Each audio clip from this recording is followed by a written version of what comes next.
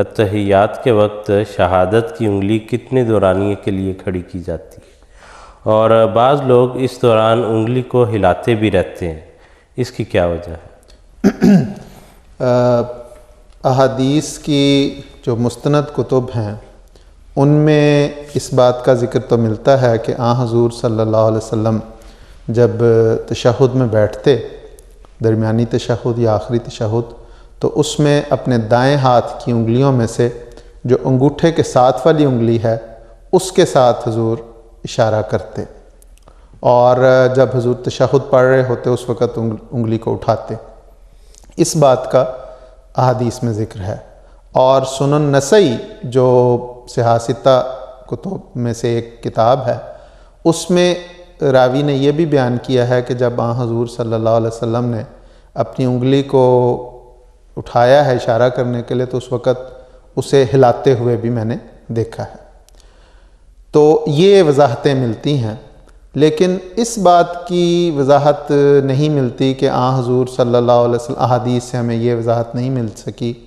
کہ حضور صلی اللہ علیہ وسلم کس وقت انگلی اٹھاتے تھے اور کس وقت نیچے کرتے تھے، اور کون سے کلمات اس وقت کہہ رہے ہوتے تھے،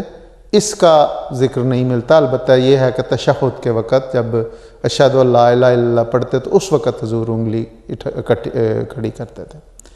تاہم فقہاء نے اس پر بحثیں کی ہیں اور اپنی اپنی آراء انہوں نے بیان کی ہیں۔ چنانچہ حنفیہ کہتے ہیں، جو امام ابو حنیفہ کے ماننے والے ہیں، وہ کہتے ہیں کہ وہ لا الہ جب کہے گا، اشہد اللہ لا الہ کا الفاظ جب کہے گا تو انگلی اٹھائے گا، اور الا اللہ کے الفاظ پہ وہ انگلی نیچے لے جائے گا۔ گویا ایک لحاظ سے وہ انہوں نے استدلال ان کا یہ ہے کہ انگلی کا اٹھانا اور نیچے کرنا دو حرکات ہیں، تو خدا تعالیٰ کی کسی بھی معبود کے انکار کے لیے وہ انگلی کو اٹھا رہا ہے، اور اللہ تعالیٰ کی عبودیت کے یا اس کی الوہیت کے اقرار کے لیے وہ انگلی کو نیچے کر رہا ہے۔ تو گویا دو دفعہ اس نے اشارہ کیا، ایک دفعہ اٹھاتے ہوئے کہ میں اس بات کا انکار کرتا ہوں کہ کوئی معبود نہیں،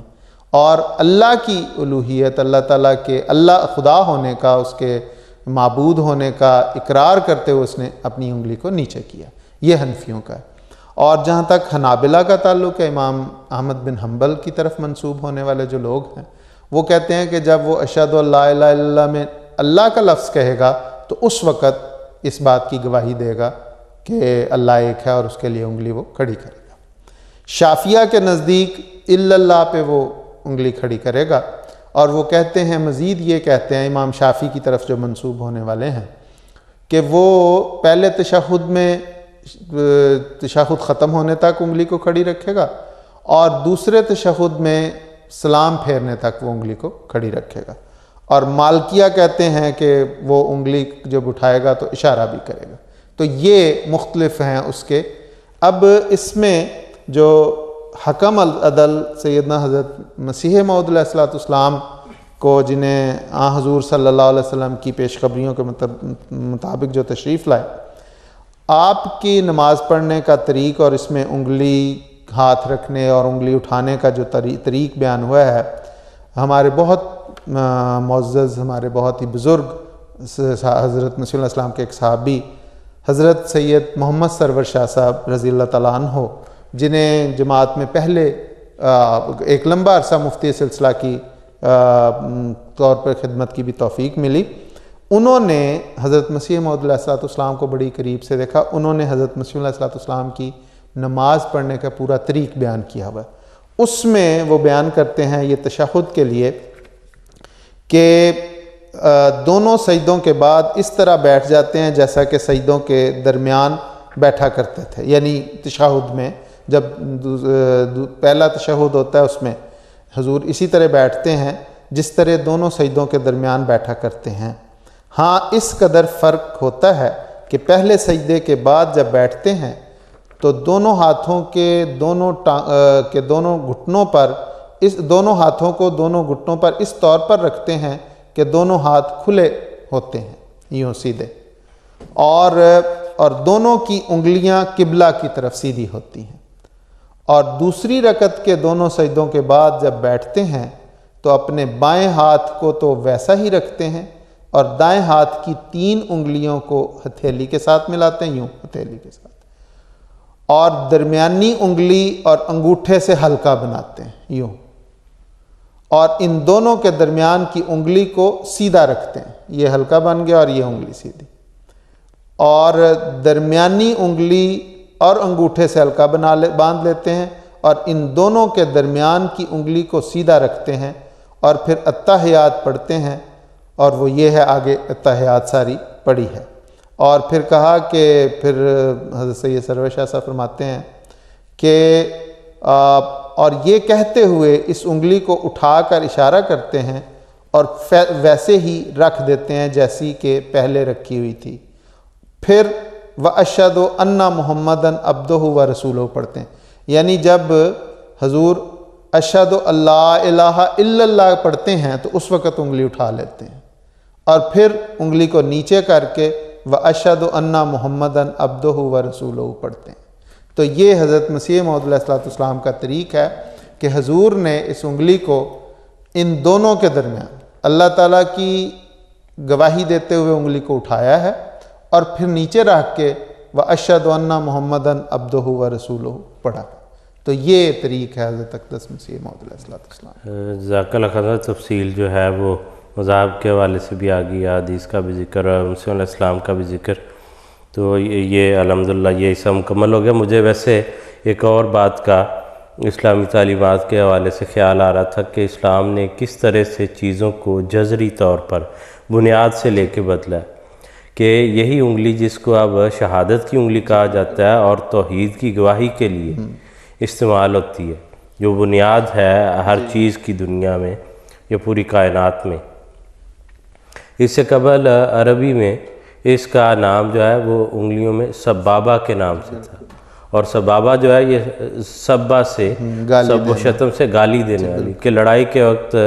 گالیاں دینے کے لیے جو اٹھائی جاتی کہ یا وہ جس سے اشارہ کرتے ہیں کہ تم نے یہ کیا، تم نے یہ کیا، تو اس کا نام ہی اس طرح سے تھا۔ تو اس کو کس طرح بدل کے ایک انتہائی خوبصورت چیز کے ساتھ اسلام نے جو ہے باندھ دیا۔ اس لیے اسلام نے زندگی کے ہر بڑے سے بڑے پہلو اور چھوٹے سے چھوٹے پہلو کو بھی اس طرح سے احاطہ کیا، اور ایسا ایک کلچرل تبدیلی بھی انسان کے اندر کی ہے کہ وہاں پر برائی کے وجود کو جو ہے وہاں سے خیالات میں سے بھی جو ہے وہ نکال دیا۔ تو اس لیے ضرورت صرف یہ ہے، بعض لوگ جو ہیں وہ یا بعض لوگ مغرب کی اس تعلیم سے متاثر ہو کے یا جو پروپیگنڈا کیا جاتا ہے اس سے متاثر ہو کے یہ سمجھتے ہیں کہ اسلام کوئی نعوذ باللہ دقیانوسی مذہب ہے یا کوئی شدت پسند ہے یا اس کے کوئی ایسے ماڈرن یا بڑے ڈیپ خیالات نہیں ہیں۔ حالات صرف ضرورت ہے کہ انسان ان پر غور کرے اور سمجھے تو اس کو پتہ چل جاتا ہے اور چل جانا چاہیے کہ اسلام نے کیسا خوبصورت نظام جو ہے اب یہی جو آپ نے مثال دی، اس کو اگر دیکھا جائے تو جو بری چیزیں ہیں ان سے نکالا اور اس انگلی کو اس کام کے لیے استعمال کیا جو خدا تعالیٰ کی شہادت اور حضور صلی اللہ علیہ وسلم کی رسالت کے اقرار کے لیے اٹھائی گئی۔ تو یہ ایک بڑی کہاں سے لے کے اس کو کہاں تک جو ہے انتہائی خوبصورتی اور بلندی کے مقام تک جو ہے وہ پہنچا دی ہے۔ اس میں غالباً جو حکمت ہے وہ بھی یہ معلوم ہوتی ہے کہ نماز میں جو ظاہری حرکات ہیں ان کا دل کے اوپر ایک اثر ہوتا ہے، تو اس وجہ سے اس نماز میں انگلی اٹھانے کا بھی ارشاد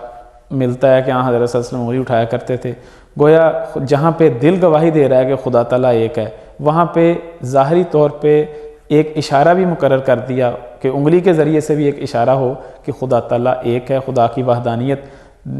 دل سے نکل کے انسان کے جسمانی اعضاء کے ذریعے سے بھی اس کا اظہار ہو۔ تو یہ بھی ایک دل کے جذبات کا جو ہے انسانی جوارے جو ہیں، اس کے اعضاء جو ہیں، اس کی باڈی لینگویج جو ہے اس پر اثر ہوتا ہے ہر کام کا، تو یہ بھی اظہار اس طرح سے جو ہے وہ مقرر فرما دیا ہے۔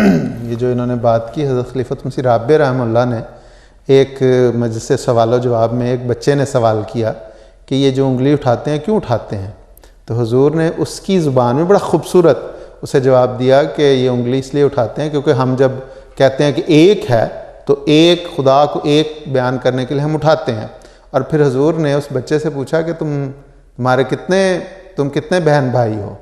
تمہارے کتنے بھائی ہیں، تو اس نے کہا ایک، تو حضور نے فرمایا دیکھا تم نے یہ انگلی اٹھائی ایک بتانے کے لیے، یہ وہ بیان کے لیے بیان کے لیے تم نے انگلی اٹھائی ہے۔ تو اسی لیے ہم خدا تعالیٰ کو جب ایک ہونے کا اقرار کرتے ہیں تو اس وقت یہ انگلی اٹھاتے ہیں۔ جزاکم اللہ جی، بہت شکریہ۔